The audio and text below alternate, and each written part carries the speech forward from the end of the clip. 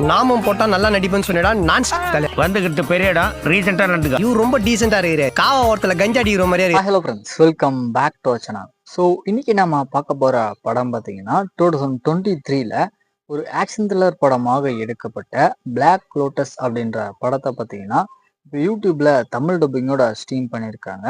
இந்த படத்தோட ரிவ்யூ பத்தி தான் இந்த வீடியோவில் பார்க்க போறோம். சரி, படத்தோட கதை அப்படின்னு பார்த்தீங்கன்னா ஸ்டார்டிங்லேயே வந்துட்டு ஒரு தீவிரவாத கும்பல் பணத்துக்காக பாத்தீங்கன்னா ஒரு சில நபர்களை ஆஸ்டேஜா பிடிச்சு வச்சிருக்காங்க. ஸோ அவங்களை எப்படியாவது காப்பாத்தி ஆகணும் அப்படின்னு சொல்லிட்டு ஒரு ஸ்பெஷல் ஃபோர்ஸஸ் சேர்ந்த நம்ம படத்தோட ஹீரோ பாத்தீங்கன்னா ஒரு டீமோட அந்த இடத்துக்கு போறாங்க.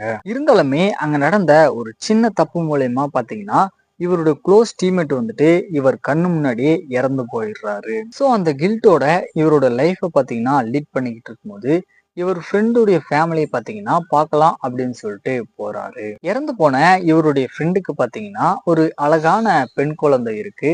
ஸோ ஒரு கட்டத்துல அந்த குழந்தைய பார்த்தீங்கன்னா ஒரு மர்ம கும்பல் வந்துட்டு கடத்தி கொண்டு போயிடுறாங்க. இதுக்கப்புறம் என்னாச்சு அப்படின்றது தான் இந்த படத்தோட கதைக்களமா இருக்கு. ஷார்ட் அண்ட் ஸ்வீட்டா சொல்லணும் அப்படின்னா இந்த படத்துல வரக்கூடிய ஆக்ஷன் சீக்வன்ஸை தவிர இந்த படத்துல பாத்தீங்கன்னா பாசிட்டிவ்ஸ் அப்படின்னு சொல்றதுக்கு எதுவுமே இல்லை. மெயினா இந்த படத்துடைய செகண்ட் ஹாஃப்க்கு அப்புறம் தான் பாத்தீங்கன்னா இந்த படத்தோட கதையே வந்துட்டு நம்மளுக்கு புரியும். அது மட்டும் இல்லாத ஸ்கிரீன் பிளேயுமே பாத்தீங்கன்னா ரொம்பவே மொக்கையா கொண்டு போயிருப்பாங்க.